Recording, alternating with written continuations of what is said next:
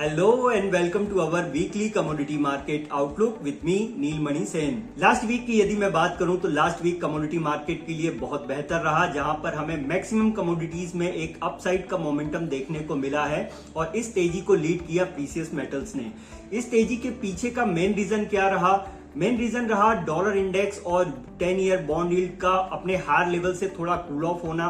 साथ ही last week जो China की तरफ से और यूरो जोन की तरफ से, साथ ही यूएसए की तरफ से इकोनॉमिक नंबर्स आए, वो कहीं ना कहीं कमोडिटीज के लिए सपोर्टिव थे, इसलिए भी ये तेजी हमें बनते हुए नजर आई है। आने वाले वीक की यदि मैं बात करूं तो अब आने वाला हफ्ता बहुत अहम रहने वाला है, क्योंकि अब मंडे को 20 जनवरी को डोनाल्ड ट्रंप अपना पदभार संभालेंगे, ऑफिस ज्वाइन करेंगे और साथ ही वो अपने जो डिसीजंस हैं उनकी शुरुआत करेंगे।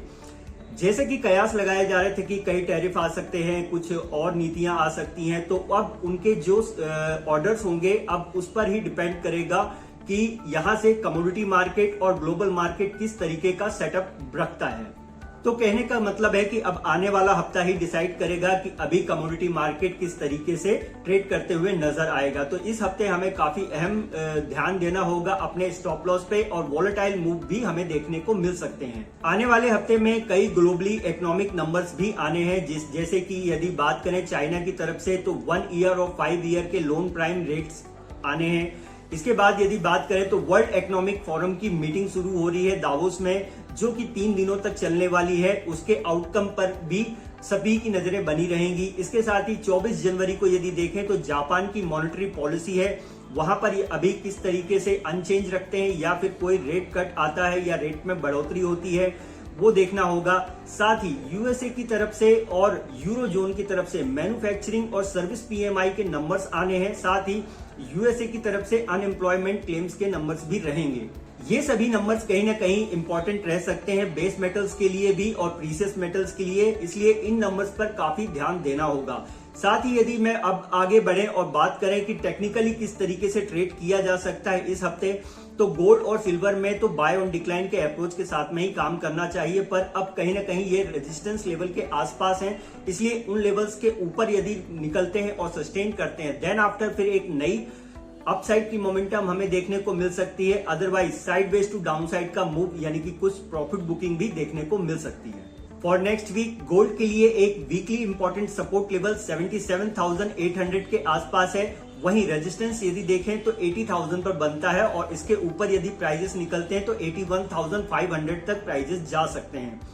सिल्वर की बात करें तो यहां पर सपोर्ट लेवल 88,700 के आसपास है। वहीं रेजिस्टेंस यदि देखें तो 93,700 पर बनता है और ये लेवल्स अगर हाई साइड में क्रॉस होते हैं देन 95,300 तक प्राइजेस जा सकते हैं। चलिए आगे बढ़ते हैं और बात करें यदि एनर्जी पैक की, तो एनर्जी पैक के लिए ये लगातार तीसरा हफ्ता था जहां पर एक तेजी बनते हुए नजर आई क्रूड ऑयल में। वहीं वोलेटाइल मूव जिस तरीके से हमें नेचुरल गैस में देखने को मिल रहे थे, वैसा ही इस हफ्ते भी हमें वोलेटाइल मूव देखने को मिले।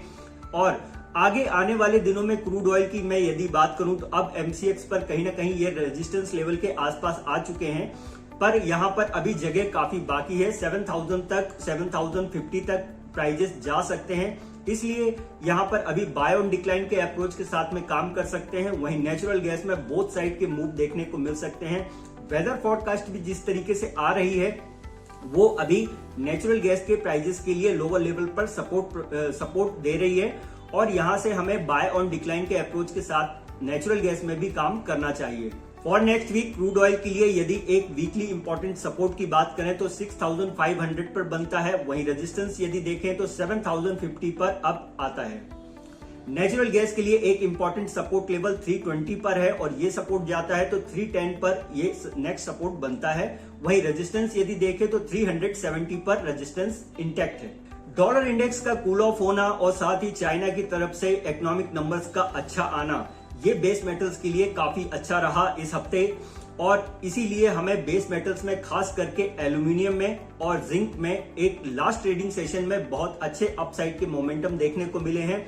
एल्यूमिनियम में तो अब फ्रेश ब्रेकआउट होते हुए नजर आ रहा है, जो कि मल्टी मंथ ब्रेकआउट हो सकता है। यदि यहां पर प्राइजेस और हायर साइड में जाते हैं तो एल्यूमिनियम एक ऐसी कमोडिटी होगी जहां पर हमें नए ब्रेकआउट आते हुए नजर आएंगे। वहीं कॉपर और जिंक में भी तेजी का रुझान ही देखने को मिल सकता है। ये तेजी इसलिए भी बढ़ सकती है क्योंकि यदि डोनाल्ड ट्रंप के पदभार संभालने के बाद में यदि डॉलर इंडेक्स में हमें कोई कूल ऑफ आते हुए नजर आता है और अब जैसे कि 110 के आसपास अभी ट्रेड कर रहे हैं डॉलर इंडेक्स, यहां से यदि कूल ऑफ होता है, बॉटम आउट टॉप आउट होता है, देन फिर हमें बेस मेटल्स की ये जो तेजी है और बढ़ते हुए नजर आ सकती है। इसलिए इस हफ्ते विशेषकर ध्यान रखें कि बाय ऑन डिक्लाइन के अप्रोच के साथ में जिंक में काम कर सकते हैं और ये हमारी कमोडिटी वीकली हॉट कमोडिटी रहेगी। बेस मेटल्स के सभी सपोर्ट एंड रेजिस्टेंस की यदि बात करें तो कॉपर में एक इंपॉर्टेंट सपोर्ट लेवल 823 पर है, वहीं रेजिस्टेंस देखें तो 860 पर बनता है। जिंक के लिए एक इंपॉर्टेंट सपोर्ट लेवल 268 के आसपास है, वहीं रेजिस्टेंस यदि देखें तो 285 पर बनता है। एल्यूमिनियम में इंपॉर्टेंट सपोर्ट लेवल 245 पर है, वहीं रेजिस्टेंस यदि देखें तो 265 पर इंटैक्ट है।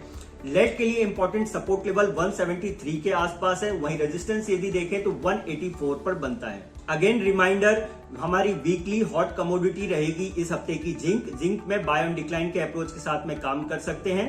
तो ये था हमारा इस हफ्ते का weekly commodity market outlook. Such is more update, please join our YouTube channel and like, share and comment also. Thank you. The content provided in the video is for informational and educational purposes only. It does not constitute or imply a recommendation to engage in any securities transactions or investment strategies. We do not provide personalized advice or determine suitability for individuals' financial needs. Please conduct your own analysis and consider your personal circumstances before making any investment decisions.